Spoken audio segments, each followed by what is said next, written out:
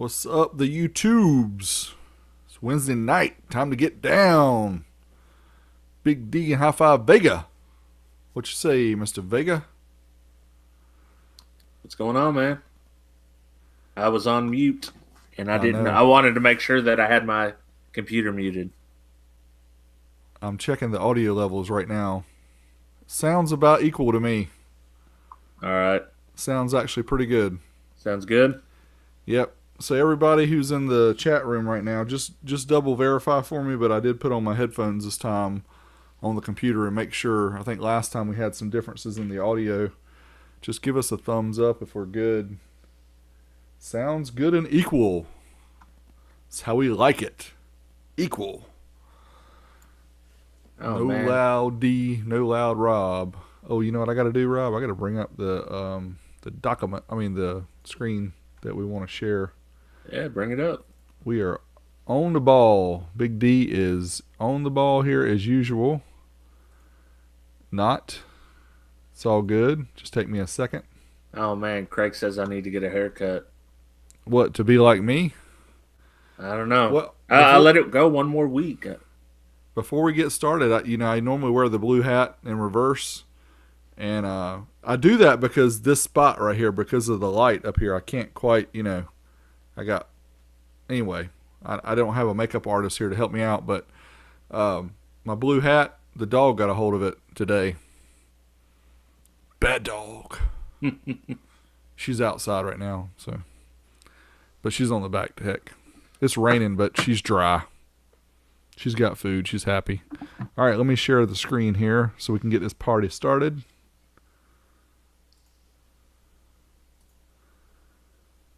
We need a real graphic artist to help us though. I'm kind of hurting in that aspect. I'll go ahead and mute. I think it's your turn, right? Yep. All right, I'll go ahead and mute. You go when you're ready.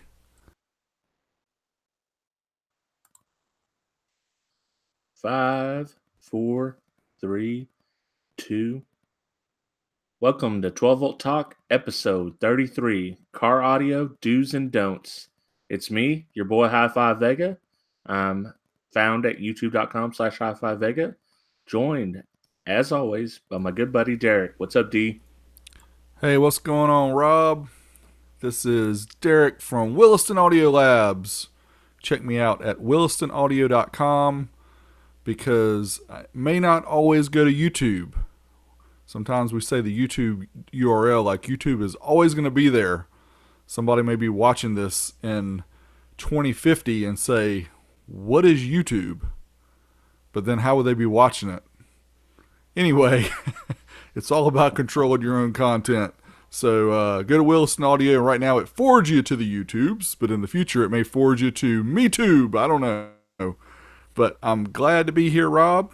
As always, with you and all the good buddies here in the chat room and the people online who are listening who can't see the shiny spot on my head. Ed says I need to change my lighting to fix, and I need to work on that. But enough blabber. We are going to talk about car audio today. First off, are we going to have to redraw for your subwoofer? It looks like it. We did not receive the email, so guess what? Y'all got a chance again. Everyone that left a written review. Somebody's going to win. Yeah. We're trying to give it away, man. You got to answer. It's unfortunate that it's difficult because of how we're doing this to find who the person is that leaves a review, but it's still cool that everybody's leaving them. So we're just doing the best we can. Y'all just have to cut us some slack. We didn't plan this out fully, but hey, there's always next time. That's right. We'll do better next time. Probably not. Probably. So we got how many reviews on Apple Podcasts now? Last I looked, we're at 85, so we're just 15 away from the mystery amp. Sweet. That's going to be fun. So thanks everybody for leaving those reviews. It really does help us out on Apple Podcasts because they use those reviews to help uplift channels. So we're going to try to get us up there in the spotlight so me and Rob can do this full time. Get us when they type in car audio and podcasts, we want to be the first ones up there. That's right. So the other thing I want to talk we're going to talk about before we get started with the real show is Super Chat. What's going on with that? Yeah, Super Chat. So it's a feature where you can donate money to help the channel out, for one, but it also puts you up there in bold headlights in front of everybody else. Bold headlights. So when Yeah. Rob and I are doing these live streams, those who are joining us in on the chat, you'll see a little $sign down there. Now, that's up to you guys. We just enabled it just, hey, if somebody wants to shoot us a tip, more welcome to do it. What it's going to do is it's going to highlight your name, and it's going to say how much you gave and all that. And right now we're at $6.50 some cents for our channel. We just monetized like a couple weeks ago. So we are rolling around in our pennies every night. Yeah, we normally we don't address the chat during podcasts, but I think maybe, if it's a super chat and it's something relevant to the conversation, I'm here, I can see it. Maybe we'll shout those out here and there.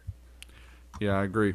So anyway, it's just an option. Those who are watching live, youtube.com/12etalk, you're welcome to send us a cup of coffee, whatever you feel like donating. If not, we're still going to talk. We just enabled it for the people who want to do it. And we appreciate everybody's support along this journey doing this 12 Volt Talk podcast. So today we're going to talk about the do's and don'ts. And that was a really odd spelling for me. DON''TS. I would think it's DONT''S because you always put apostrophe before the S. But I was never good in that stuff, but that's what Google told me was right. So I went with it that way.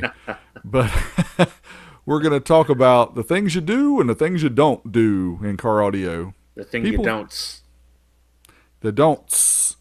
And people have talked about this before. We've probably gone over some of these before as well, but we just brought some to highlight. So, Rob, why don't you start off? All right, so I guess we'll each do a do and a don't. That way you're not always the don't and I'm not always the do. I like that. Sound cool? All right. Yep. I don't want to be negative Nancy. Yeah. Negative Nanny.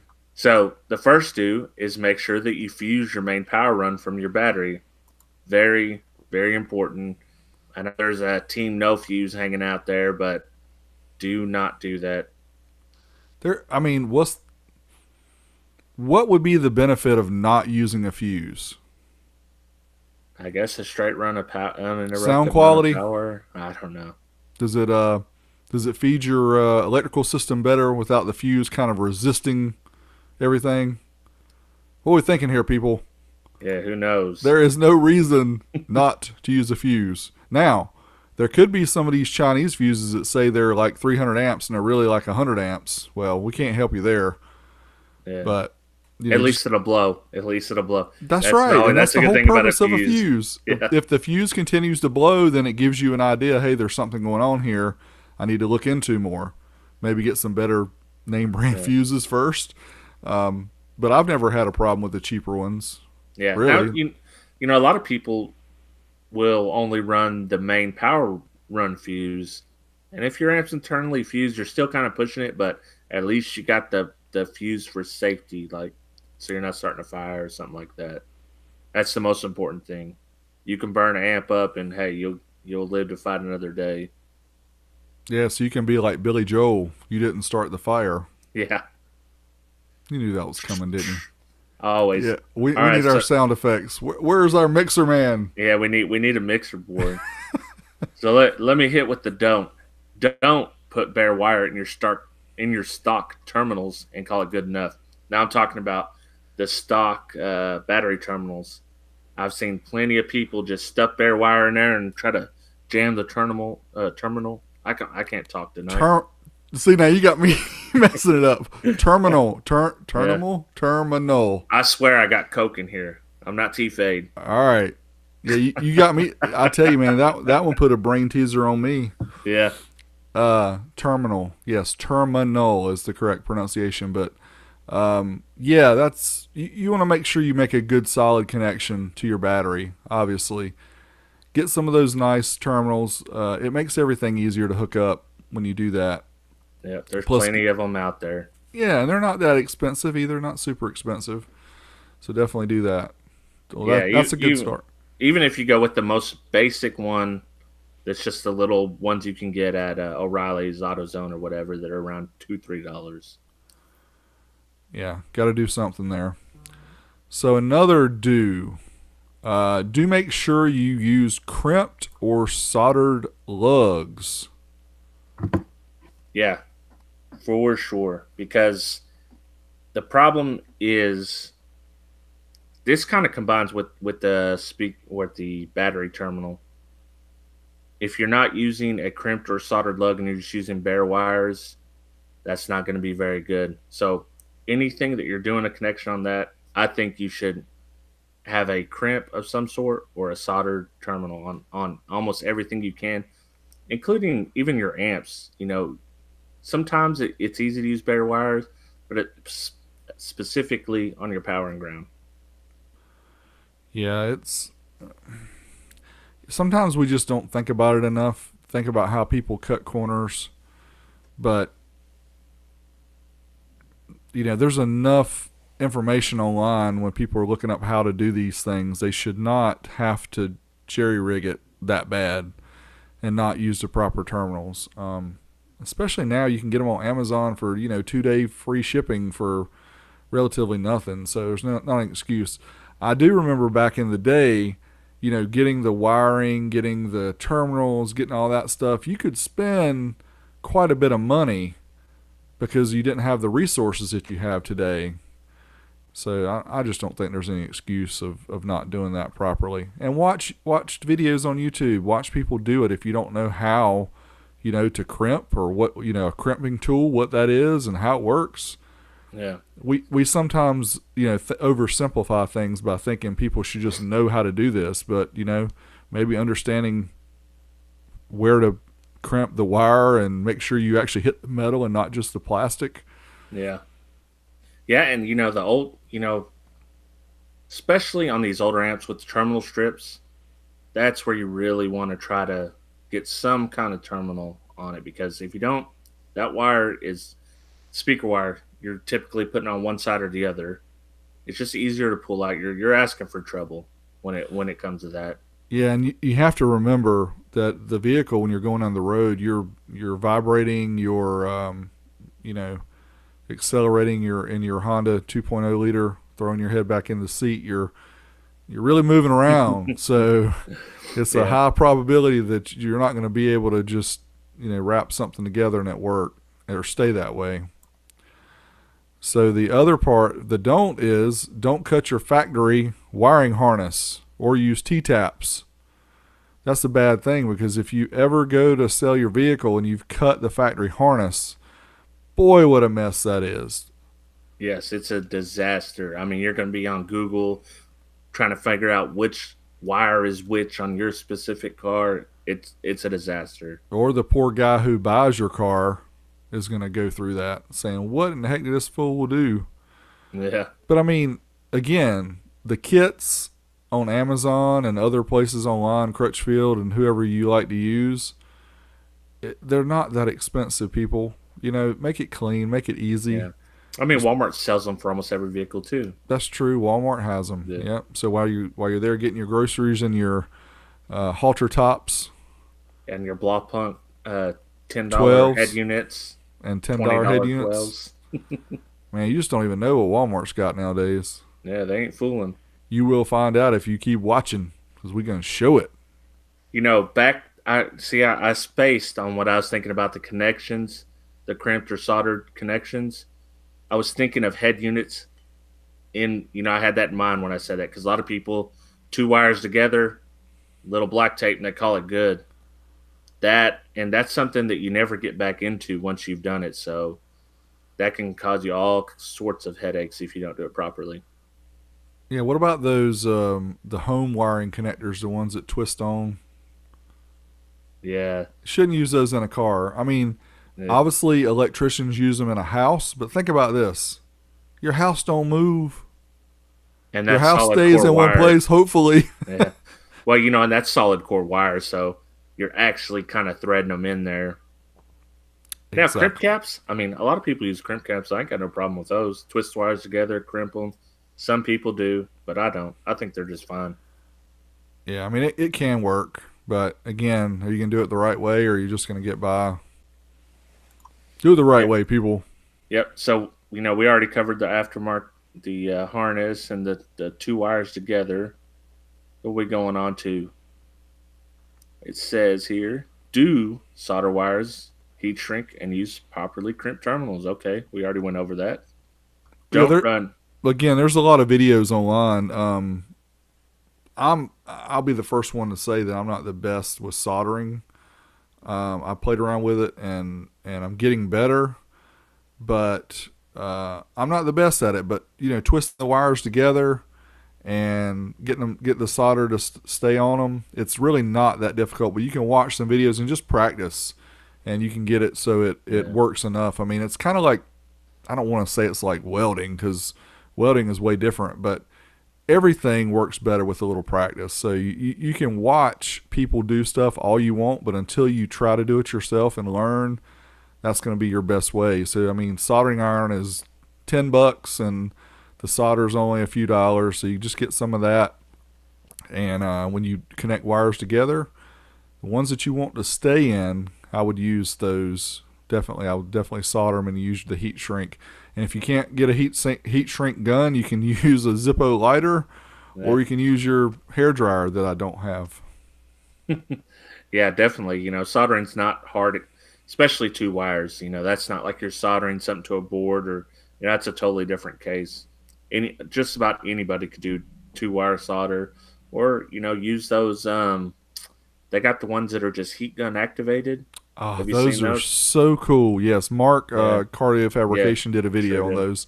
I saw those come up in a either Facebook ad or Instagram ad when I was scrolling through, and I'm like, that is a great idea. And I actually was going to buy some and do a video. Then I noticed he came out with one a few days later. I said, He scooped well, you. he's got it covered, because when Mark does a video, he does it so in detail. It's like, don't even try to do an extra video of something that he does, because he Don't come covers over it. the master.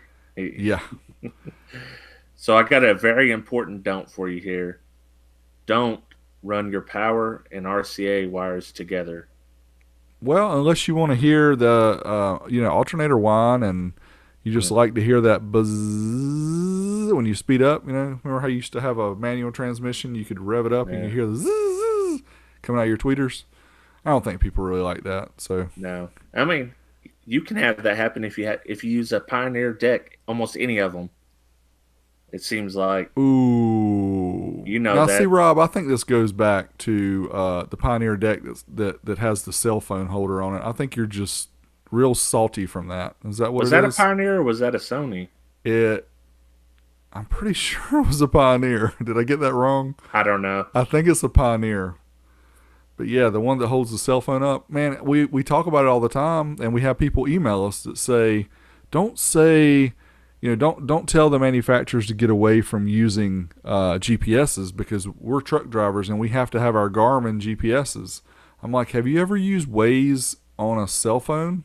Yeah. It actually tells you, what's going on the road, when there's a police officer, when there's a pothole, when there's a car on the side of the road. It's because it's crowdsourced. And some of these guys are like, oh, wow, really? It does that? I didn't know. Yeah. But, using an aftermarket GPS these days just doesn't make sense. Now, there is one, and I've talked about this before, but one reason why you wouldn't want to, if you've got, your audio streaming from your cell phone, you're talking to somebody, you got all this stuff going on, and you've got the GPS running, you're really kind of multitasking that device, and it can't, in a lot of cases, when you talk to people, it blanks out the GPS part of the screen. So there are some reasons why you may need to have a separate GPS or a second phone, and it doesn't have to have a data package because it has a GPS antenna built in. But like with Waze, if you don't have the data plan going, then you don't get the updates, the things that tell you what I just talked about that were so great. So anyway, there's reasons why you could use a cell phone instead, but there's reasons I understand why people wouldn't want to. I'm contradicting myself. That was a do or a don't. That was a if you want to. How was that? Yeah.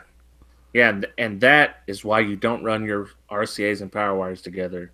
See, it Because makes your sense. It all GPS and comes together. the Garmin and the GPS and the Waze. How do we get to that? I don't even I don't remember. know. That was a rat hole. Let's come back up out of the hole here. So here's one of your favorite ones, and I wish I had a picture. Sure, we could find one. Don't run your power wire through your door jamb. Yeah, that's a common. How many times have people been to Walmart, and walked down the little aisle after you park your car, and you see, like an 8 gauge coming out of the door and going into the hood. Yeah, I mean, at least put it behind that fender and then through the door jamb if you're going to do that. So then nobody knows. Nobody knows the better. Until you open your door. Well, they're probably the same ones that don't use the fuse too, and that's a scary thought, having that live wire going from the battery and going through all those kink connections, and every time they slammed a door, man, I'll be like, ugh. Sounds like a good time. I'm afraid not. I wonder if you could fit like 2 watt through your. What do you think's the biggest wire you could fit through your door jamb? Maybe that should be like a future video. I think we should get Ed to do it. Get Edwin or somebody at Showtime SPL to do it, because he could make it funny. Yeah, not like us. That'd be funny. So I skipped the do on that one, and this one's talked about a lot of times too. But make sure you have a solid ground, or in some people on other parts of the world would say a solid earth. Well, the earth is, depending on where you're standing. Only Craig would say that. Depending on where you're standing, the earth should be solid. In his last video, he said earth, and I was like, did he mean ground? No, he meant earth. Yeah. So if you're, if you don't have a solid earth, then you might be standing in quicksand. But if you want a solid ground, make sure that we talked about it before. You stand down, you check before you drill. Check. Look under the bottom of the car. Make sure you're not going into the gas tank or into any kind of hose or anything. But drill you a hole, put you a bolt through there, nut on the bottom, have your lock washer, get that joker in there nice and tight, and that way you'll have a solid ground. Some cars make it more difficult because, like a Corvette, could be very difficult. In a lot of cases with those, they have to run a ground from the battery. Yeah. And some of those cars don't have good noise ground issues sometimes too, running a ground to the battery. It just depends on your system. And stay away from the self tappers. That's worst case scenario, self tappers. Don't put it on your seatbelt. Now, I've done a seatbelt thing before, and it works okay. It depends on how thick the metal is there. Yeah. It can work, but just trial and error. If it's, if you're running a lot of power, obviously you're going to be putting a lot of current through the ground. I would be a lot more concerned than just running a 500 to 1,000 watts. Yeah. But we usually run relatively low powers. It's not as big as an issue for us. That's true. But if you get noise, obviously ground is one of the first things that I would check, other than making sure I don't have my RCAs and the power on the same side. But as long as you're good there, then I would, for troubleshooting, I would check the ground. And the other big one is, which we didn't include here, but your stock radio. A lot of cases people will take the power, the remote, and the ground off of the harnesses that you buy. But what I've noticed in a lot of cases, the ground that they use for the head unit is a really sucky one. So some cases I'll run a separate ground and find a nice place to ground the head unit. So if you have noise, that will be a good thing to check.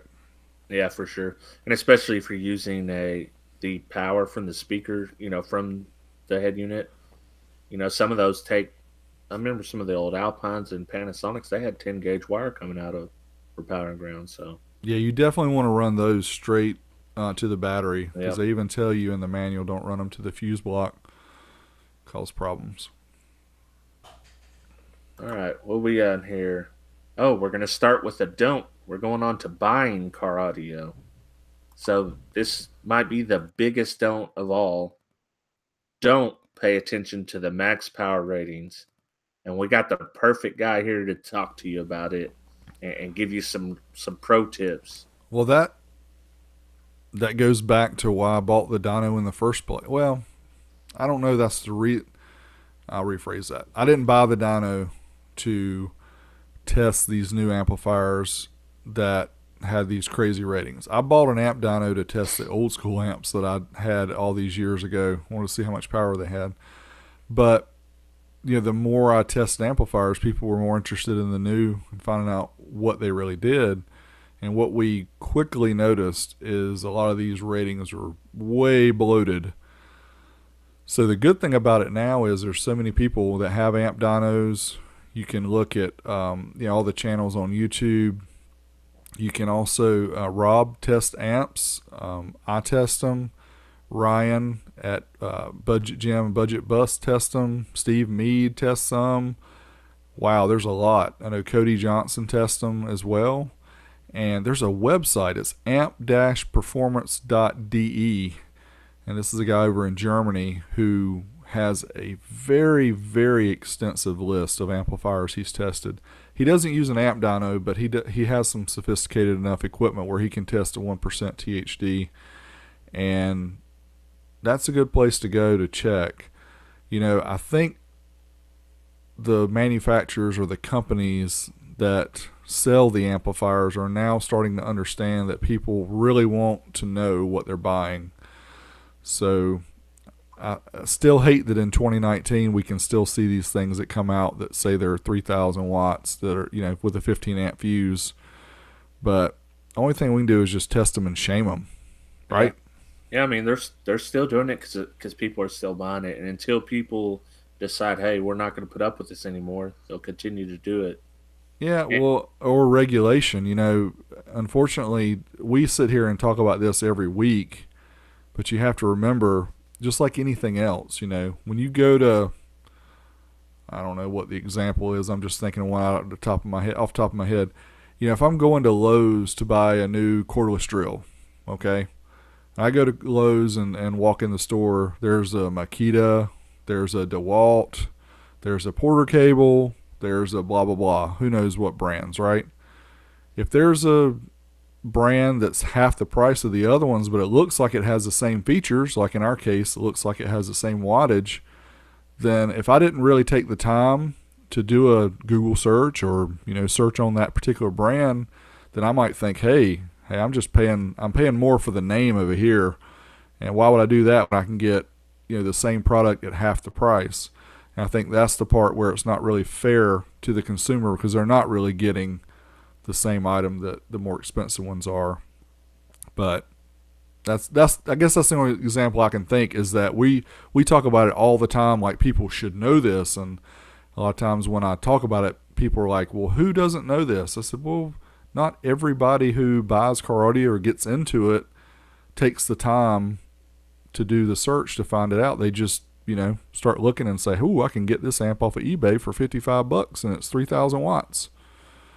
So, yeah, and I think it may be more of a self-regulation or a company by company regulation, but they definitely don't want the government involved in this. So, before it gets to that point, they need to set up something like the rating board for movies or for music. They're all self-regulated. yep. They definitely need to come together and do something like that. Because trust me, I mean, I want the government in as little as possible. Surely they want the government as little as possible. So, at some point they're going to be held accountable. I think. I don't know exactly how it's going to happen, but whether it be the consumer, the prosumer. Well, there's thoughts, about what's the legality of putting something on a box and shipping it across state lines and all this stuff and putting specifications on a website and written in manuals and stuff that's just blatantly not true. Yeah. So, there's been talk before about class action this and stuff like. I just don't know if anybody wants to waste or take the time to do things like that, but wow. It would be a biggie, but I'm like you. I think the industry needs to, or the companies themselves need to adhere to some kind of standard. And whether it's, it doesn't have to be the amp dyno, but obviously the amp dyno is much more reasonably priced than the Audio Precision or some of the other test equipment that's used and has been used over the years. And there's no reason that a company that sold amplifiers couldn't, get a dyno and verify what they're selling and put the actual numbers on there. But then what will we do? Yeah, for sure. Well, and there is the CTA out there that we've talked about, and like you informed me, something I didn't know about was that's rated at 4 ohm stereo, like old school competition. So you only have to pass the one test, and then whatever rating you put is good. That is the part of it that's so frustrating. CTA is certified, but then if you look at the certification, it even says it, like amplifier I just got right here. This dual 2-channel XP, what is it, XPR 82D? It says it's CTA certified, but if you look where it says the CTA certification, see if it's on the box. I thought it was. Yeah, hold on, it's right here. So it says CEA 2006 power output 80 watts times 2 channels at 4 ohms. I know people online probably can't see that very well, but yeah, I can see it. Yeah, that's the only thing that's required to get that specific seal there is the 4 ohm test. So if you have a 1 ohm amp and say, yeah, it's CEA or CTA certified, well, it is for 4 ohms. That 3,000 watt amp does 200 watts at 4 ohms. Yes! Mm-hmm. Just watch that. So I know we spent a lot of time on that particular topic, but it's important to keep bringing up. Yeah, for sure. So we do want to pay attention to the RMS ratings and the dyno test. Right. I mean, we pretty much explained why you need to look at the RMS ratings. I don't see a lot of people cheating on the RMS ratings, but there is some out there that put high RMS ratings as well. So you do need to be a little wary of it, but you got a better chance of getting what you pay for when you look at that. I mean, it has to be a no-brainer that if you see an amplifier for $50, it says 300 watts times 2. Yeah, it's probably not going to be that RMS. What was it? Some of those Chinese knockoffs of the Alpines I got recently said they were 250 by 4 RMS. Yeah. And they have a 25 amp fuse on them. It's just not going to happen. No. So unless that's a stretch fuse. Yeah, those stretch fuses, they're out there, man. Yeah. Dynamic power fuses. Yeah. So let's go. Who are we at? You or we at me? I think I took over half of that one. So I'll do the first one. This one, you do the second one. All right. Don't buy a subwoofer enclosure at the flea market before you make sure it'll fit in your trunk. Man, I don't know. Maybe you should, because those videos of people trying to kick those sub boxes to get them to fit in their trunk. I saw one right before we got online tonight. That just makes my day. I had a bad day at work. I watch people kick a sub box trying to get it to fit in the trunk, and that just makes me smile. You wouldn't think it'd be a problem, but it seems to be a genuine problem. Well, it is, because you want some 15s, you want 2 of them, and you got a Pontiac Grand Prix that's got a trunk that's super tight. Yeah. That you might be able to fit 10s in. But yeah, obviously you want to measure, make sure where they get caught up is you need to measure the opening, not where you're going to put them. Because you got room where you can put them. You need to measure the opening to make sure you get it in there. Yeah, that's where you always get fooled. Or just take the seats out and push it through the other side, maybe. Yeah, even then, sometimes there's those little braces that are there. It's called Sawzall. Yeah. Start destroying the structural integrity. Who needs structural integrity, man? You can just use the box as a structural integrity. Don't use a fuse, and also run your power wire and RCAs together as well. See that, Ed? I know Ed's probably listening. You got to do the system with the subwoofer box that won't fit in the trunk, the power and the RCA on the same side, and it's got to come out of the door jamb. We can think of a couple more things that are wrong. But I already seen Skip01. He said he's going to try to put 8 gauge in his door jamb and get it to close. So I hope to see that video soon. Well, the funny thing is, the reason I first started watching Mighty Car Mods is that they did a video. It was called like the world's cheapest car audio install. Did you ever see that one, Rob?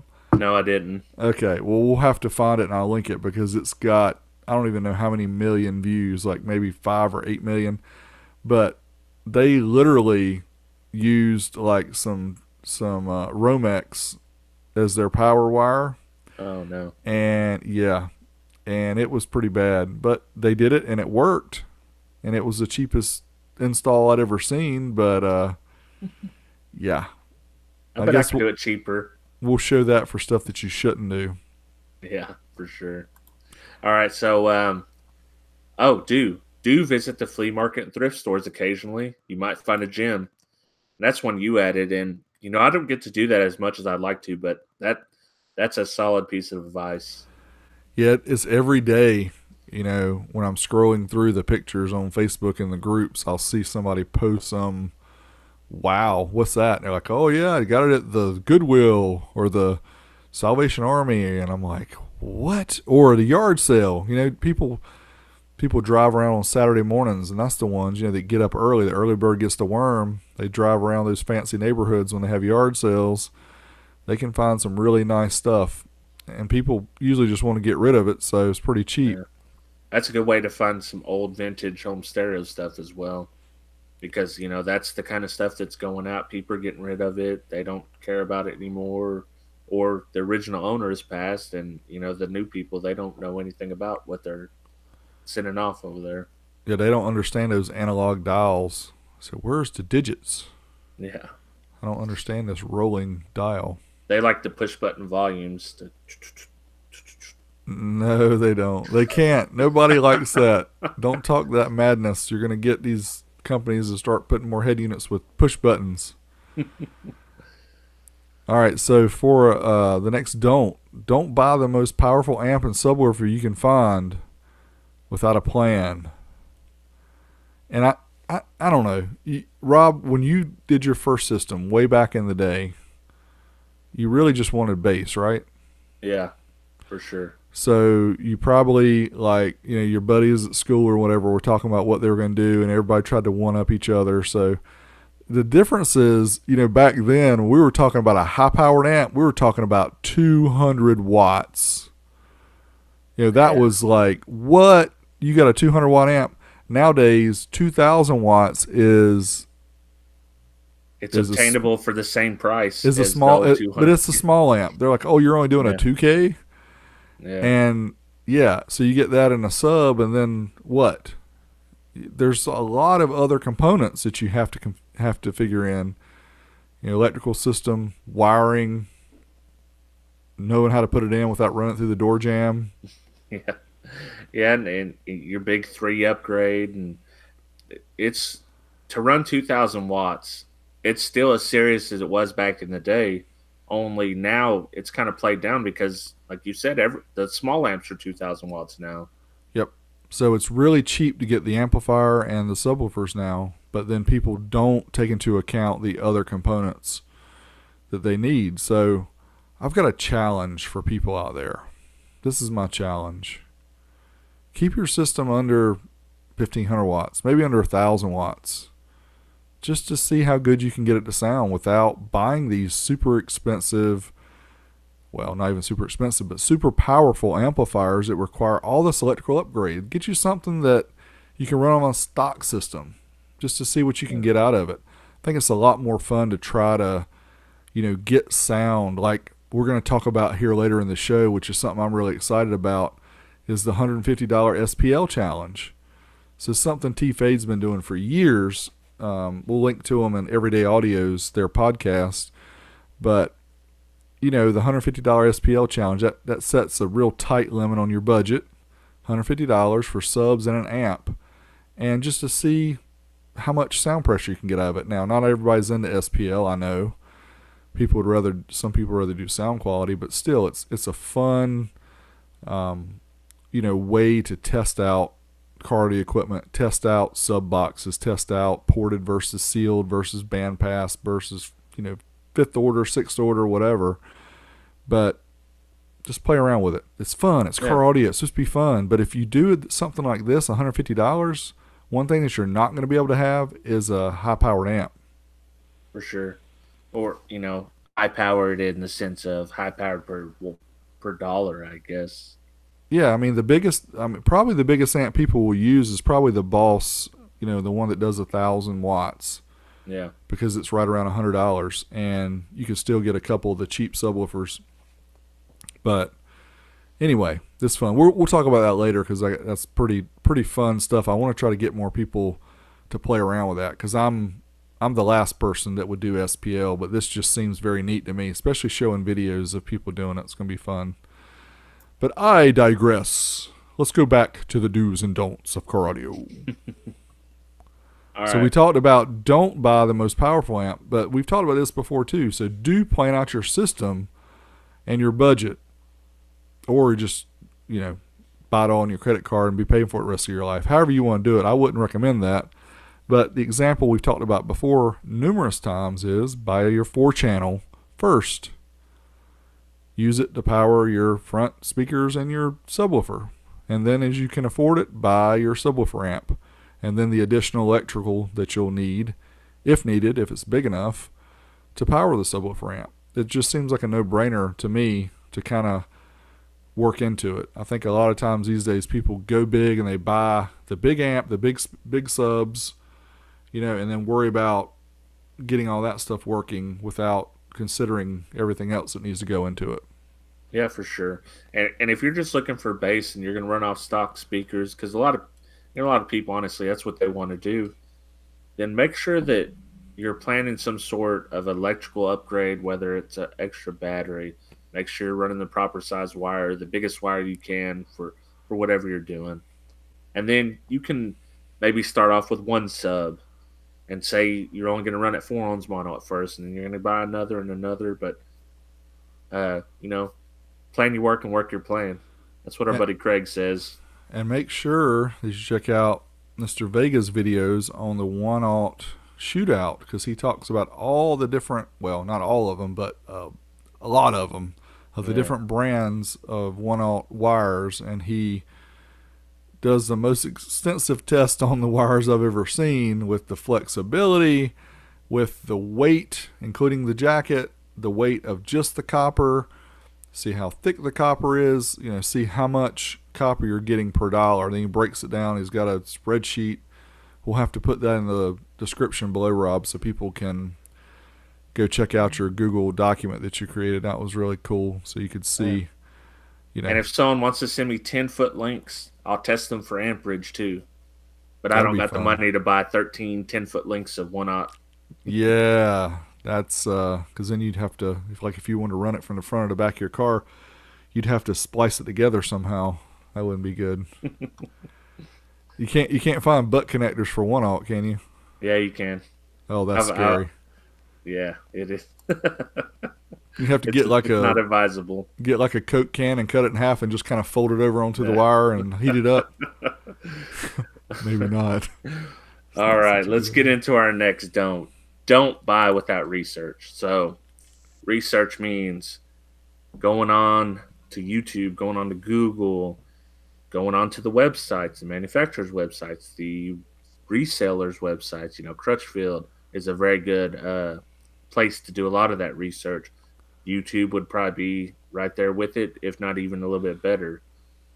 So, what do you got on that? What's your thoughts on research? Yeah, that's one of my favorite parts of car audio. My favorite parts of basically anything is to research. Even when I'm looking for a car, looking for whatever I need to buy for around the house, I love to do the research because it's just interesting to me. But for car audio stuff, there is a ton of resources out there, and there's no reason for people not to. I mean, back in the day, it was difficult, right? Because you had to search through magazines, you had to go visit shops, you had to ask questions, and some people would tell you the right answer, some people tell you the wrong answer, and that still happens today. You have to be careful when you go ask in like a Facebook group about what should I do. Well, there's a lot of representatives from the companies that show up in these groups, and they'll tell you that you need to buy their product. And their product could be okay, but you're not getting an unbiased example there of what you should do. But, the basic car audio and electronics was at bcae1.com. He has so much good information there about, the basics of car audio and everything. But if you're looking for specific products, like Rob already said, Crutchfield, just do a Google search. Amazon will have reviews, and I would always throw out the best reviews and throw out the worst.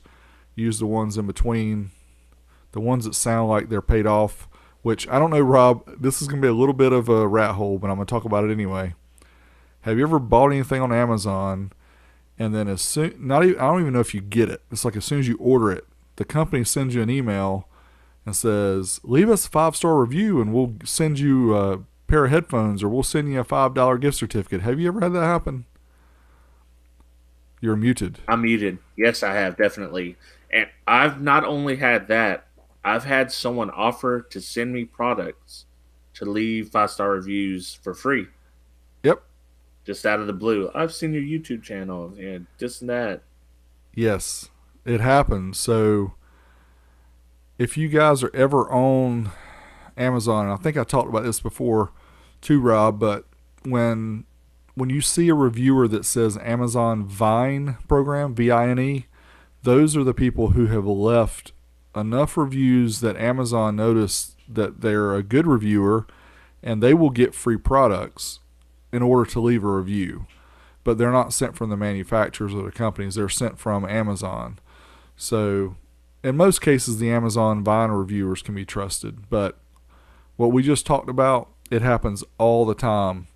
People will, I've had one, what was it, power supply that I bought, and it was an adjustable up to 15 volts or something, and it said it was a 30 amp power supply. Well, I get it in, and it's a 20 amp power supply, 30 amp peak. So I send it back to Amazon, and I leave a comment that says, the description here is wrong. This is a 20 amp continuous power supply. The 30 amps is peak. And I said, just so you know, the description is wrong. I'm not happy. And I left maybe 3 stars or whatever. So the guy who I guess owns the company sent me an email and says, if you'll go in and make that a 5-star review, I will send you that thing for free. Just like you said, Rob. And I know. In fact, I went in and updated my review and said, oh, by the way, the person who owns this company tried to get me to change my review to 5 stars by sending me a free product. And I didn't. I just made it 1. Thank you. So you sent him a little pew pew pew pew. How you like them apples? Huh? Well, it's something to mislead people, and For you sure. can see in the comments a lot of times, especially on Amazon, the people that are getting that special stuff, because they make it sound like the best thing since sliced bread, and you're like, really? It's just a cable. It either works or it don't, But again, I will try not to visit the rabbit hole too much more tonight. But if I do, then you just have to live with it. So we can skip the do use your Google. It's your friend. So we kind of went over that. So let's get on to the next don't. What's your big don't? Well, we talked about the car audio shops before and how they're kind of dwindling away, and and this has always been a big one. I know that they'll think this is one that's a big one too, is people that visit, the car audio shops, spend 30 minutes there getting all the information, and they say, oh, okay, thank you, and they leave and they go back home and order it. Now, if you're not going to take the time to do the research yourself at home, online, and find out your answer, if you're going to go somewhere and do this, that's just wrong. Yeah, for sure. I mean, you're abusing them there a little bit. You're abusing them. Yeah, absolutely. If that's the reason they're there, is for their technical knowledge and for their expertise and all that. And if you're going there just to use it and then buy it somewhere else, they're not going to be there very long if people keep doing that. and that's not the purpose of why they're there. If you're going to use them, then make sure you buy something from them. Buy Yeah. like some RCAs or something. Buy something. Yeah. Yeah, you gotta keep them alive if you want them there to ask them the next question. That's right. Or you'd be asking Rob online. You'd be Yeah. sending him a PM on Facebook wondering why he's not answering your question. Yeah, for sure. it's happened before. So let's talk about old school here, something we both love. Do make sure you open your old school amp and give it a look inside before you decide to power it up. That's tip number one. And you know probably much better than I do about that. Yep. It's scary sometimes to open one up and then think, man, if I would have just put power to this, we would have had a big problem. But I've seen in some cases things will break off on the inside and they'll fall down or whatever. You obviously want to make sure that you don't have anything like that going on with an old school amp. Definitely open it up. Most of them are not that difficult to get into, but if it is difficult to get into, you still want to look in there before you power it up. Yeah. Or power it up with a very small fuse and flinch like I do when my subwoofer blows up. Well, because even if it's a small resistor that falls off, that might not cause you a problem in itself. But say that resistor touches something else, touches a MOSFET or whatever the case may be, that could end up being a much bigger problem. Yeah, this is true. So always make sure that you open up your old school amp before you plug it in. I don't care if it's been sitting in the closet for 20 years and you've not done anything with it. Just open it up before you put it in the car. And this don't coincides specifically with this, and it has to do with Phoenix Gold amps. People know this, old Phoenix Gold amps. Do not run an old Phoenix Gold amp without replacing the caps or making sure that they've been replaced or checking them at the very least. So I have a guy here locally who sent me some pictures. He's got a Honda Ridgeline, and he was using a MPS 2240 Phoenix Gold amp. Really good shape. I mean, he's using it for like a 10-inch shallow mount sub underneath the seat. He sent me the pictures and everything. I was like, man, that looks awesome. He said, oh, yeah, it sounds great too. I was like, you have changed the caps on that amplifier, right? He said, what are you talking about? What you talking about, Wilson? What you talking about, Wilson? And I said, here. And I sent him a couple links. They talked about it and showed that the caps would leak and they could short out the board and actually cause a fire. So in this case, even if you did have a fuse, you still could have a car fire. But he ended up pulling the amp out and finding out that they were leaky. He got so lucky. I don't even know how lucky he got. But, yeah, the Phoenix Gold, the MS, MPS, ZX series, I think it was between around 1991 all the way up to like 98 or 99 is when they had those bad batch of capacitors. Right. And I think even in computers it went longer than that, because when I used to do desktop support, we had several models of Dell Tower computers that had bad capacitors, and it would short out. Were they the Panasonic ones, like the? I don't remember the brand. All I remember is the code that we would get when we would boot up the PC. Yeah. But the ones for the Phoenix Gold, I think were Panasonic. Somebody will correct us. I think so. If that's not correct. And basically, Big D's saved that man's life. That's Just right. So it's out there. He owes me. Saved his life. He Bring owes me you that a amp. life debt. Bring me that MPS 2240. You owe it to me. I saved it and you and your brand new 2018 Honda Ridgeline from burning to the ground. For sure. So on to the next don't buy old school gear if you are not prepared to deal with repairs and restoration. How many times have we heard that argument, Rob? 100%. All the time. People complain when they buy this old school stuff. Oh, it breaks down all the time. Why do you want to use old stuff? Really? If you're going to use it, you have to be prepared to get it repaired, or you do the repairs And you It just gotta happened to me. Just happened to me a couple weeks ago with the Big Red. I was hooking it up, and I know that it was tested before because our buddy Sean had it. And if anybody in the world is going to test an amp, it's Sean. And it just happened to be another issue with it. I had to send him back. He fixed it up, and boom, good to go now. So, have you got it something back yet? I got it back, man. Sweet. Yep, we're gonna dyno that sucker pretty soon. I'm ready to see that dyno test. I love those Big Reds. Yeah, me too. That's but yeah, so if you're planning on using the old school equipment, especially the amplifiers, if you're using anything else old school like head units and stuff, that's probably even worse because if those go bad, it may be hard finding the replacement parts. Yeah. But in a lot of cases, the amplifiers use universal parts, or they even have better parts nowadays that you can put in there. But just realize that you will potentially need to spend some money to get them repaired. And if you're not capable of doing it yourself, then you're going to have to be patient because the guys who are repairing them and the ones who do it well, they're backed up.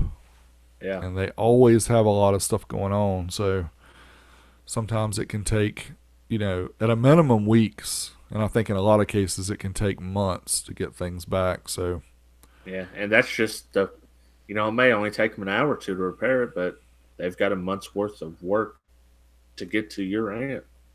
Yep. And it happens with us too. We get backed up with amps to test. Like I've got so many here, I could probably spend the next 3 months testing an amp every day, and I would finally get caught up. But that's just how it is. We don't do this full time all the time. But yep, just be prepared if you're going to use old school. But we already kind of said the don't. But do buy old school gear if you're into nostalgia. You just want some wall hangers, or you just want some stuff to show your buddies, because sometimes you can find an old Punch 45 or whatever it is that you used back in the day. You can get them pretty cheap. If you don't want to use it, just want to mount it at your coffee table or something, then that's cool. You can go ahead and get it, mount it on the wall, get one of those shadow boxes, and maybe put some of your wards in there that show your 125 dB SPL from back in the day when you were blowing windows and stuff with. No, we were louder back then. 8 dB louder, remember? Your fake microphones. Yeah. Hey. It's still the number. That's all that matters. Just like when you broke Savard's van or their truck, it doesn't matter how it happened. It matters how we remember it. Yeah, that story is planning on being told. I was actually waiting on them or Keith to send me some pictures of the truck that I was going to use in their video, because I still haven't made the video of the fall OSS meet, and that's been how long now? 6 months? Yeah, speak about backlog. Talking about backlog. Yep. I think the spring meet's going to happen before then. Probably. If it does happen. Yeah. Don't send me the hate. Oh, man. Okay, so what are we on to? Don't expect mint or new old school gear to be inexpensive. Right. Yeah. So the example I put on here is Legends of Car Audio or Old School Car Audio. They both sell really, really nice old school stuff. In some cases, it's brand new when they find it. Don't expect to get it cheap because it's rare to begin with. You don't find new old stock of old school car audio. But if you want something that you're not going to have to worry about, maybe you won't have to worry about it. It's still been sitting for a long time. We'll have to get Brad on here sometime, or get Craig too, to tell us what their experience is with getting this stuff that's mint condition and not hardly ever been used. They still have problems with it, because I would assume it would, just based on the age too, on some cases. But anyway, if you're gonna get something really nice that's old, it's gonna be not cheap. Yeah, for sure. I mean, anything that is not readily available. Basically, if you're wanting to run old school, you're going to have issues with it, from repairs, finding it, trying to find say you find one kicker solo barrett round that's perfect. You're trying to find another one that's not 8 ohm or not 4 ohm. There's going to be issues. So it's going to cost you some money. Somewhere or another, when you want to get your system together, it's going to cost you some money unless you're flexible on what you're willing to run. And you're willing to pick up a cheap deal here or there and run it outside of your original plan. Yep, you could just scrap those old Soldering 12s and get you some Blaupunk 12s from They Walmart for they $20. might be louder. Who knows, man? Who knows? I'm so itching to tell people about that if they haven't seen it already, but we'll get to it here in just a minute. I don't want to shoot the gun, go off too soon here, but that's pretty much it for the do's and don'ts that we had listed. We're getting pretty close to our hour as well, so I want to go over a couple things about what's going on YouTube. Okay, so our buddy Ron tested the VFL audio amp. It was a pretty good test. I can't remember if it done rated or not. Did you watch that one as well? I did, and it didn't have any ratings from what I remember. That's right. It said it was 4,000 watts, but it only had the max. It didn't have the RMS ratings. That's kind of weird. Yeah, I think for the money, it did pretty well, but the fact that they didn't put any of the actual ratings in the manual is frustrating. Crazy. That's going backwards. Sure. And our buddy Mark done the optical out. Did you get a chance to see that one from the factory radio? I didn't see that one yet, but it's on my list to watch. But tell me, what did you think about that one? Oh, that was really cool. Most people that have a newer vehicle, they're going to be stuck with their head unit. And this little device he shows allows you to have either RCA or optical out. So, that saves you a lot of issues, and especially for something that's as complicated as the GP's working on. So for people that need an option like that, check that video out for sure. Sweet. And what was the BMW M3? That was Quality Mobile Video. My buddy Lorenzo done an install, and it's a pretty in-depth install, a whole system, 2 subs under the seats, 3 ways in the door, all factory fit. Nice. I missed that one. I need to go check that one out. I don't know how I missed it. Their stuff usually comes up at the top of my feed, but I'll go check that out. They did a Ferrari a couple years ago, and it got, I think it's one of their highest viewed videos, well over 1 million, maybe over 5 million views by now. But it was really cool to see how difficult it was to do that install in the Ferrari. But I'll have to check the M3 out. And I know EXO just did one too about a line output converter. It was a very simple video just showing you how to hook up a line output converter, but it was very good for people who are, don't know how to do it. And like you said, they're just using a stock head unit, and they've got a couple speakers in the back of the car, and he just tapped right off of them. Yep. And got the signal for his amp. So that was pretty cool. So picks of the week, I have a couple of them, and I guess I'll share my screen here so you guys can see it. Those who haven't seen the video yet of the 12-inch Blaupunk sub that I tested and blew up, I think, I don't know, I might have not done that proper in the way that I showed the video, because I didn't really explain the purpose of the video. To me, the purpose of the video was to find out how much power the subwoofer could handle before it would go up in smoke. And then having that acrylic enclosure, I thought, well, that'd be kind of cool, to have it inside the acrylic enclosure. And let's see, I'm going to fast forward a little bit here so you can see the sub inside the box. But then, to be able to show it blow up and everything. But hey, again, a lot of people say, well, how did the sub sound? How did it work before it blew up? And I was actually pretty impressed with the sound quality. It was actually sounding pretty good. A lot of bass for $20. I still cannot even begin to fathom the fact that subwoofer is $20. That's got to be some kind of clearance. I mean, surely it shows the list price. Surely that's closer to what it normally sells for. So on Amazon, they're like $35. Yeah. So Walmart is literally half, but I think even at $35 they're good. But at $20, it is an absolute no-brainer. They look well built too.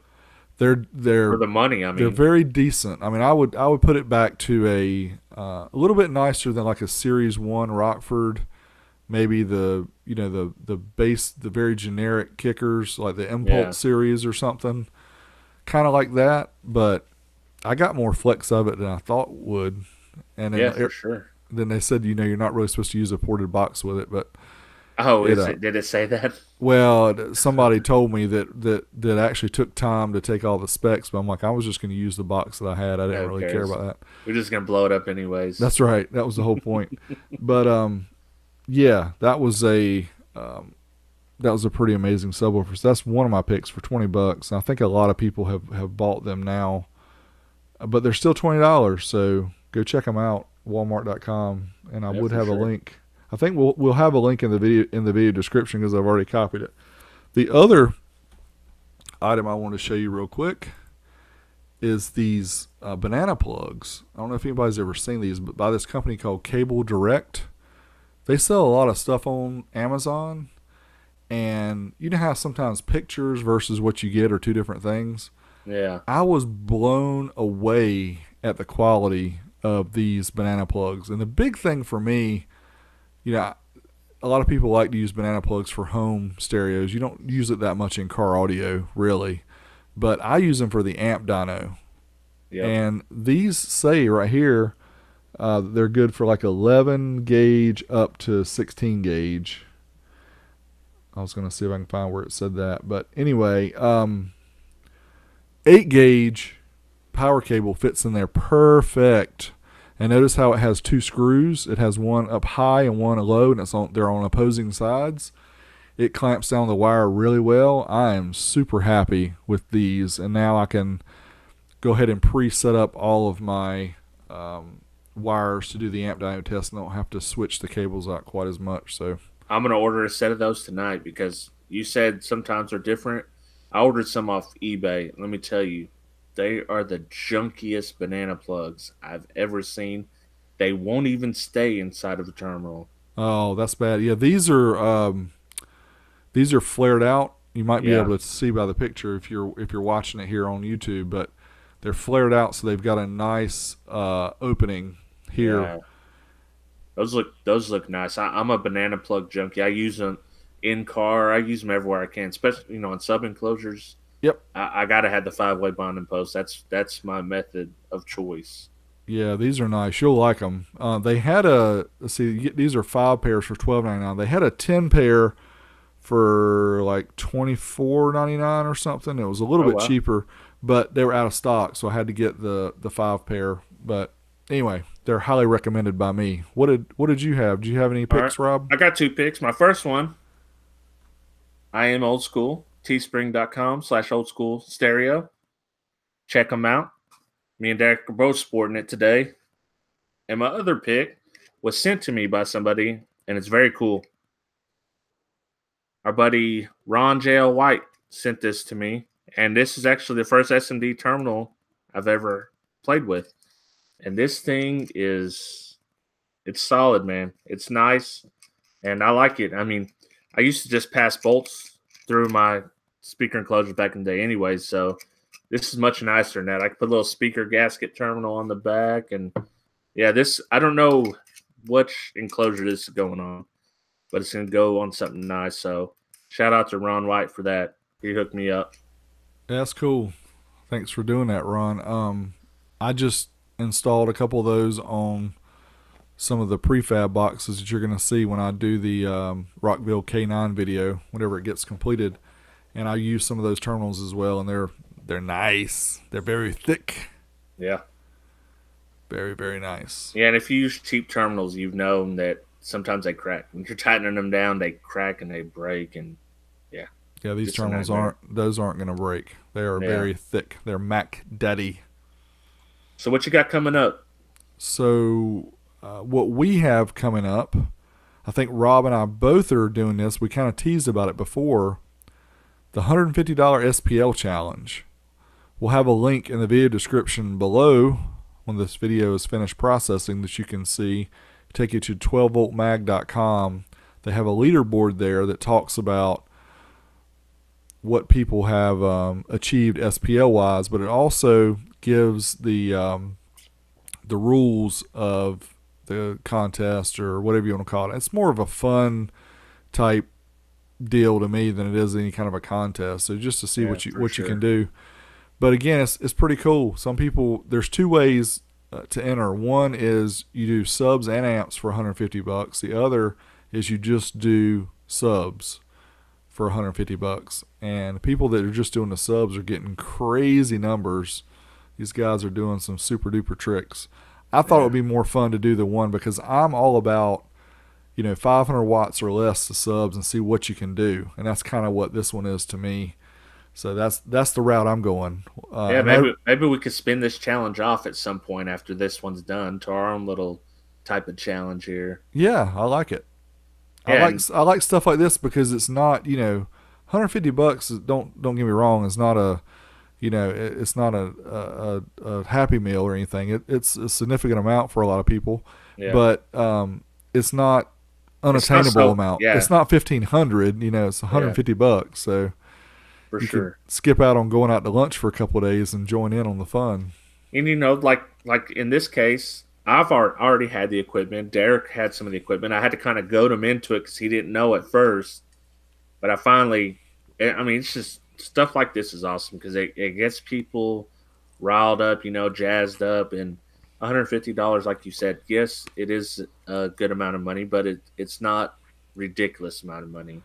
Well, the other cool thing is on the 12 volt mag page and also on Facebook. Well, I know some people don't like to use Facebook, and I can't blame them. But T Fade gave a real good description in there of explaining, for people like me that don't do SPL competitions. He talked a lot about the things you can do as outlaw is what he says they allow this, which is you can put the meter, you can put the SPL meter anywhere in the front on the front of the B Yeah, pillar, but it has to be on the opposite side of where you're sitting. But he said, he's like, move the vents. He's like, roll this window down, open that door. yeah, He's like, do all this stuff. He said, I guarantee you that you're going to get more dBs just by playing around with it. And that's the part that will be real cool when you're making a video, is to show people, where you can place the meter to get the most sound. But again, that's in your car. That's not in their car. It may not be, at the footwell. It may actually be up on the windshield or something. But I thought that was really cool. The tricks of the trade. yeah. Passenger side kick, man. That's where it's at. Window open, sometimes door open. Move your box in different areas. Yeah, Yeah, just that'll be fun. So Rob and I both are gonna join in with that, and I don't expect to do very much, but I'm gonna yeah, have fun with it. And you and guys join in if you can. yeah, for sure. It'll be fun. We'll post something up. It may be embarrassing, maybe won't. Yeah, Yeah, we'll see. we'll try to get as many people as we can to join in. Yeah, So on to with the Blaupunk, they've got those cheap subwoofers now. We've already talked about the $20. They've also got some really cheap amplifiers, and I got some of those in. Excuse me, to test, and so those will be coming up pretty soon on my YouTube channel. So be ready for that, and some cheap Blaupunk head units too. And I told Rob about this one. I still can't believe it. It doesn't work in this noggin of mine. $10 head unit with Bluetooth, with USB, with SD card, with a tuner built in, with RCA outputs, that one's and a gonna have a remote fatal. control. That one's gonna have a fatal flaw. I got a feeling. $10. I got a feeling, but who knows? I don't Maybe I even. should use one on the test bench. Yeah, I'm still blown away. I've got to do that one probably first before I even do the amps, because I'm so curious about that one. I'm Yeah, gonna for test sure. the THD coming out of it and everything. I'm ready. Oh yeah. I might go do it tonight and we're done here. Probably not. But yeah, what you got coming up, Rob? So, speaking of the 150 challenge, I've got an update. I tested the Polk PAD 2000.2 at 2 ohms mono. So that'll be a quick short video. And outside of that, I'm still working on the 150 challenge. I've got some more ideas kicking around in my head. I've tested most of the 1/0 cable out there, but there is still probably 2 or 3 brands I'd like to get my hands on. But I've got all the major ones out there. So yeah, just Cool. doing things. Fun stuff. We're looking forward to it. Well, we have gone a little bit above and beyond our time, but not too bad. So we're going to thank everybody for joining us. And holy moly, we have got Yes. some super chats. I was fixing to say it's one big super chat. Shout out to Josh T. Let me see. Scroll up here. Holy moly, Josh T1118. Josh Thanks. just blew us out of the water. Thank you, Josh. Yeah, that's awesome, man. That was incredibly generous. We do not expect people to be quite so generous, but we do appreciate that. For sure. Make sure you check us out at youtube.com/12etalk. You can catch us every Wednesday night, 8 p.m. Eastern, 7 p.m. Central on YouTube. And if we're not going to be there, we'll let you know in advance. But we've been doing it now for 33 weeks. Yep. Every Wednesday. And the one Wednesday I wasn't here, Craig Harrison covered for me at Old School Car Audio. Thank you, Craig. Thanks, Rob, for being so reliable in this. We'll have some guests coming up soon. We've got them lined up, and we have more plans. So if you guys have any ideas of any guests that you'd like to have us or have us show you, send us an email, 12etalk@gmail.com. Again, check us out on the podcast network on Spotify, Apple Podcasts, or Google Play Music. And thanks, everybody, for joining. As always, until next week, we are signing off. We out of here. This is short. Later. Got to mix it up. Gosh, I cannot believe that dude. That's awesome. Josh, you are the man. He's bumped up our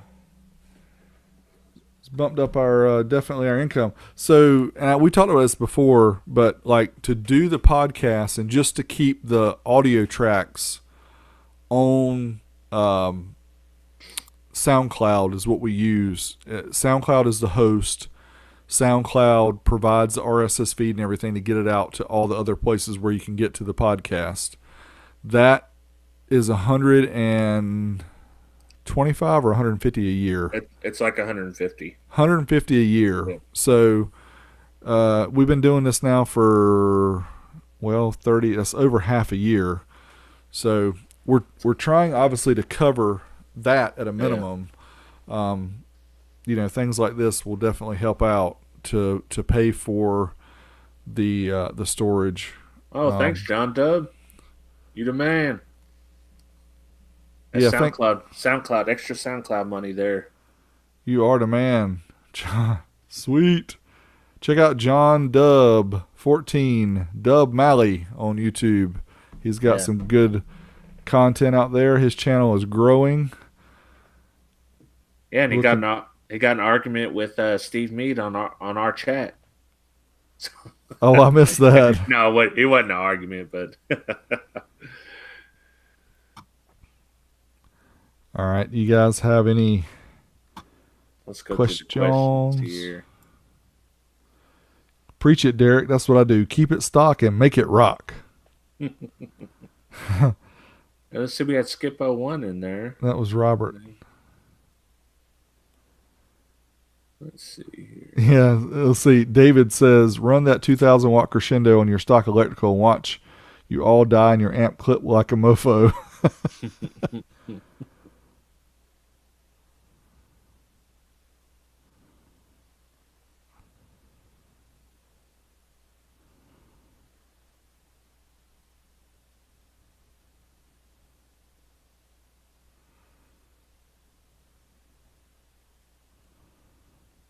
Afternoon, fellas. Where's Alistair McCollum? Where are you from? For it New to be Zealand. I just mailed him some stickers. Okay, cool. I was gonna say how's the afternoon where you're at?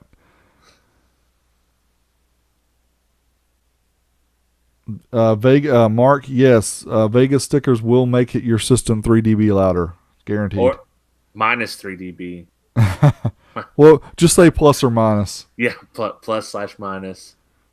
It's Everyday Audio said we're copying the show idea and messing it all up with misinformation. I'd watch that. All T-Fade's got to do is just have a little bit of the drink tippy in here, and then he'll be going all crazy. Hey, Skip tries to keep him in line, but sometimes he goes out. Yeah. They had JP on last night. That was a good show. I'm sure most of y'all saw that, but if you didn't, and Skip, if this is just you and not T-Fade, you guys need to do that on YouTube, man. Especially if you have him on there. I think you put it on YouTube afterwards, but doing the live stream, I would stream it to YouTube. I know Facebook is where a lot of people told you they wanted it, but man, yeah, you can always put it afterwards on Facebook. Put it on YouTube. Yeah. YouTube. YouTubulous, as the XOs say.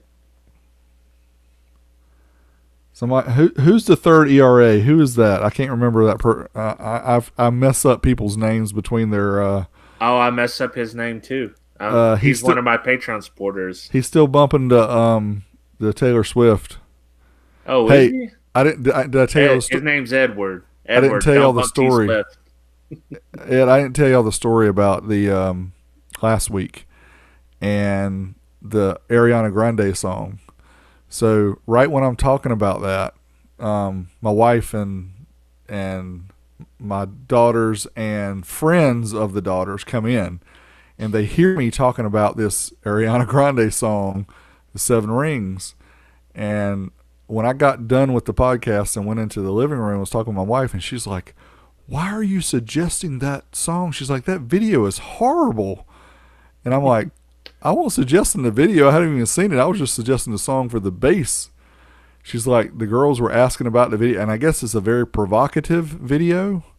And those of us who have, girls, we don't want to be talking about stuff like that. But anyway, yeah, she was not too happy with me about that. But it's all about the bass in the song. You have to hear it. It's crazy bass. Not continuous, but just it's really deep. I don't even have a sub in the truck. Well, I just put a sub in there, but I sat and wired the amp up.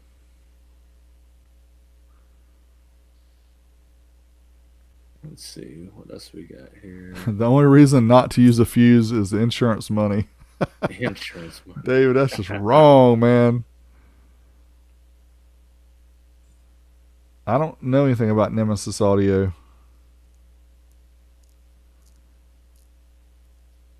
Josh, yeah, I don't know anything about Nemesis. I know there's a company in Virginia called Cosmos Audio or something. They hit me up hard here for about 6 months. Never heard of them. And they got upset when I told them sorry, I'm too busy. And then they sent me these messages saying, "You don't want to test our stuff. Why don't you want to?" And I'm like, I'm part of your business plan cannot be for me to do something for you. I'm sorry. I do the stuff that I want to do. Well, I shared my little run-in with you on that one. Yeah. Like, all right. Yeah, the 8-inch Wildpunk subs on Walmart are $16.89. I actually bought a couple of the 8-inch. Also, I've got all the 12s in. I've got 8 plus the one I blew, so I've got 8 of them. And then and then I've got the 2 8-inch coming in because I want to make people mad in a future video and do 2 12s and 2 8s in the same system. Oh, no. Oh, you're not supposed to mix the sub sizes. That's just not correct. It's OCD, man. That just makes different sounds. You can't do that. I'm gonna say that. I'm gonna be that guy saying that. Well, I'm gonna prove you either wrong or prove you right. But I'm gonna prove you that I'm not listening to what you say. I'm gonna do it myself. That's how people need to do. They don't need to listen to what everybody else says. They need to test it themselves.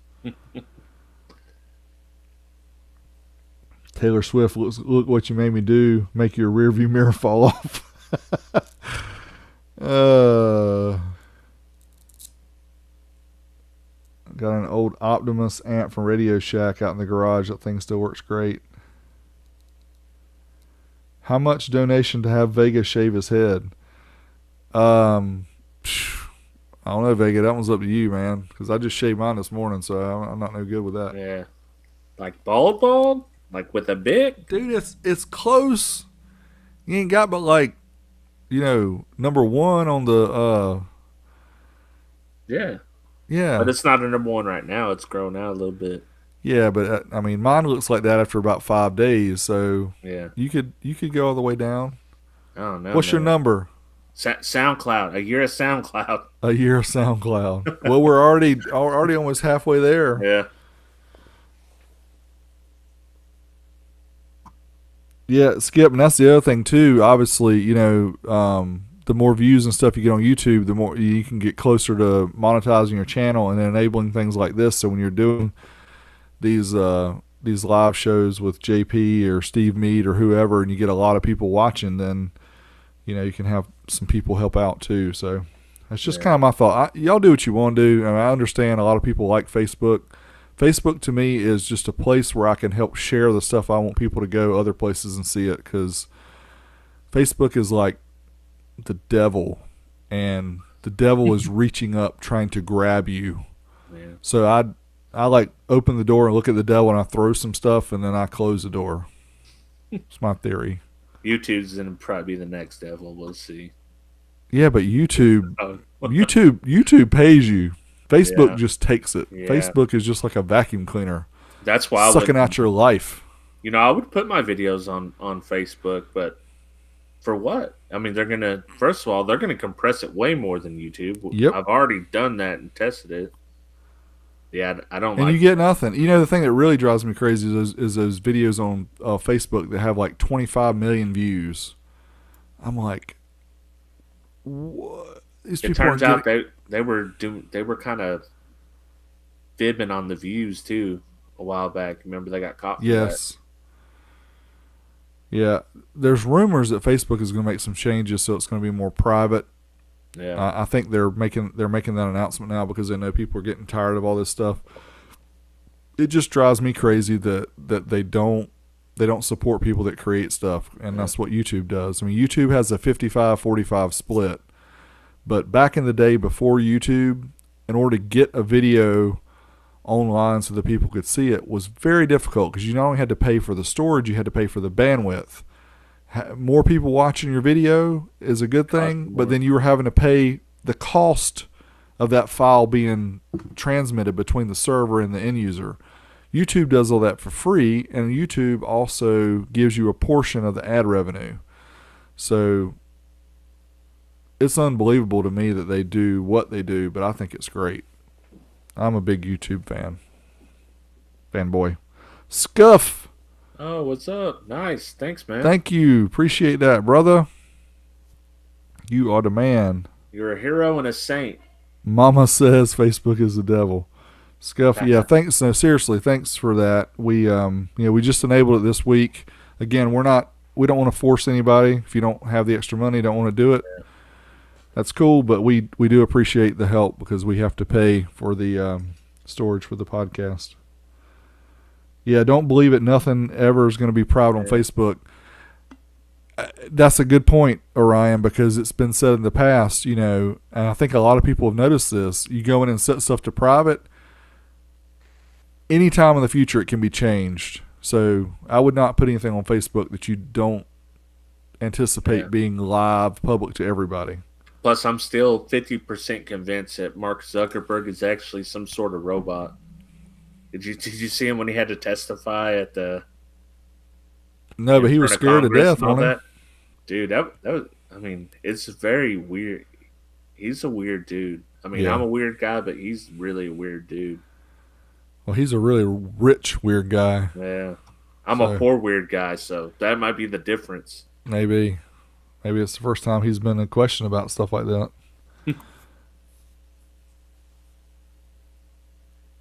Let's see. You're right about Facebook, because it took you 6 months to answer one of my questions. That was Pastor Jack. Yeah, I mean, I sometimes go through the questions that are left on the Old School Stereo channel, the Wilson Audio channel, my personal channel, personal pages and stuff, and it's just way too much. Ooh, Vega, $9.99, sign my sticker. Dude, I already sent it. Oh, you have to send another one. I'll send another one. Thank you, sir. Appreciate it. It's going to devalue it, though. I'm pretty sure. I'm almost certain. Yeah, that discussion last night, I think we talked about this before, but the way Jonathan Price described him charging for the signatures is exactly what I thought he would say, and is exactly what I would personally do if that came up, because you have to think about, it is time to do all those signatures. People don't have to do it. Like it's an extra. It's something they're wanting in addition. It's taking time away from him. So Yeah. My whole thought was charging for the demos wouldn't be a bad idea either. And I don't think, it's no difference than going to the fair and getting on the zipper or the roller coaster. You're getting to sit in a car for a minute, something that you probably never experience again. What's $5? Yeah. Give the guy $5. Yeah, I think. Well, I give him respect for, talking about his beef with Steve Meade and saying he was wrong and all that stuff towards the interview. That it takes a lot to say that you were wrong about something. Yeah. That shows a good character to me, anyways. Yeah, I remember when he posted the video of him and Steve cruising or something, and I tagged Steve in, and Steve got upset. And I'm like, Oh, yeah. What did I not know about this situation? I didn't know about it till last night. I knew about it before, but I didn't Yeah. get into the details to know what it was. But yeah, that was stand upish from him to admit that it was his doing. So Well, even Skip says that he didn't know about the beef. It was a throwaway question. That's crazy. yeah, that's true. I mean, let's just say it here. I'm Team Skip on Everyday Audios. I'm just throwing it out there. And y'all probably know why, because us sidekicks, man, we stick together like this. Well, I'm a big dummy, non-drunk version of T-Fade. So he's got better teeth than me though. His teeth are straight. Mine are kind of. I got the vampire fangs going on, but it is what it is.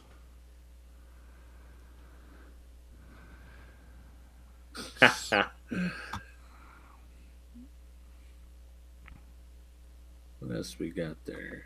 No, Mark, you must have missed last night. So 3 seconds is it takes 3 seconds to sign it, but you got to think about getting into the box of a subwoofer and repackaging it and all that stuff. It's like testing an amplifier. The test of actually doing all the different runs may only take 30 minutes, but the fact that I got to unbox it, I got to hook it up on the dyno, I got to get a different connector for each, because you got so many different types of connectors that go in, different cable sizes, all that. You're talking an hour and a half, and then setting the cameras up, starting and stopping them, making sure I got all the footage. It's a lot of time. That's why I don't test everybody's amp that wants an amp tested. Yeah. Well, and that's like T-Fade was saying, that he should list it as an unboxing fee, an unboxing reboxing fee, and that may look better, I guess. I don't know, PR wise, I guess. Yeah. Well, I mean, I didn't realize it was up to $25 when he said that. I thought it was still either 15 or 20. But he's like, he just kept going until they.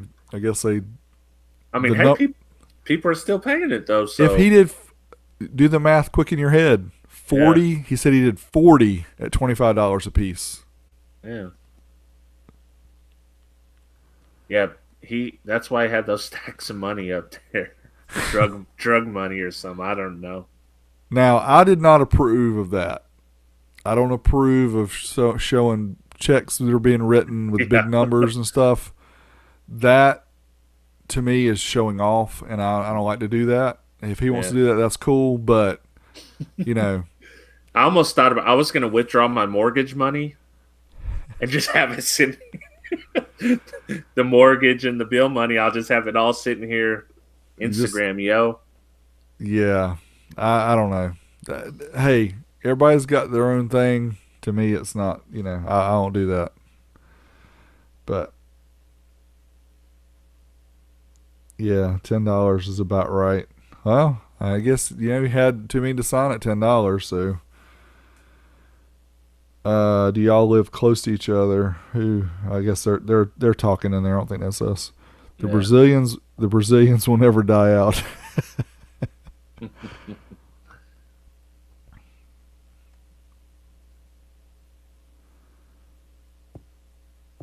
Monopoly money. All right. Yeah. I think we have reached the end of the madness for tonight. I can't think of any other smart comments to make. Yeah. Well, we'll sign off. What's next week? I don't think it's next week that we have No, it's the 1st of April. We have another guest, but unless I can Yeah. find somebody before next week. I'm still looking. I was supposed to contact somebody, but I didn't. Yep, I need to I will. contact some more too because I've got a few that are on the hook that just haven't agreed yet. But we got some big names too that we're trying to get on. Yeah. You know who you are. Come on here. Yeah, we'll work on it. Yeah. We'll do that, and then we're going to still skip one from Everyday Audios. Yeah, I think we should. Be the third chair. That's right. He could do all the tech stuff for us. Yeah, he'll tell us how to cheat this SPL competition maybe. Yeah, for sure. And we'll let him talk. Oh, there you go. Ed said he'll guest any week. There you go. We'll need to do that too. It'll be really cool to have like a round table, have a few people. Oh man, so get multiples. Maybe we should do fun. that one show. Maybe like for our 50th, we'll do that. Yeah, that'd be cool. Yeah, get about 10 people on, former guests. Yeah, that'd be awesome. Great idea. Yeah, we'll work on that. So we'll hit you guys up. All right, gentlemen. Thanks again. Thanks everybody for joining us live. Thanks for those who sent us the super chats. We appreciate it. We will see you guys next week. Same time, same place, same bald head. Peace out. Later.